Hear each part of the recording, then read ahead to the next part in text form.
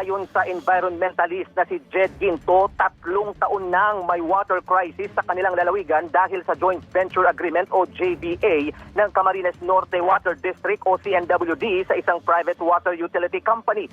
Git ni Ginto, bigo ang kasunduan na layong maghatid ng malinis na tubig sa mga taga-Daet Camarines Norte, Mercedes, Basud at bahagi ng Pinsons na apektado ng water interruptions. Pero paliwanag ng CNWD at Prime Water, mataas ang turbidity o paglabo ng tubig sa ilog ngayon dahil sa mga pag-ulan at hindi na ito kinakayan ng filtration facility.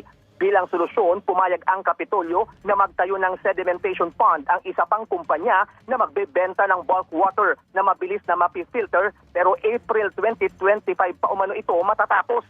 Nilinaw naman ni dating CNWD Chairman Attorney Dominador Ferrer na walang kinalaman ang nakaraang mga opisyal ng lalawigan sa kasunduan at iginiit na CNWD Board ang dapat magpaliwanag sa sinasabing palpak na serbisyo. Nagpatawag na rin ng pulong ang Kapitolyo para iutos ang mabilis na pagsasaayos sa serbisyo. Kasado na rin ang kilos protesta bukas ng isang consumer group para ipanawagan ang karapatan sa malinis na tubig.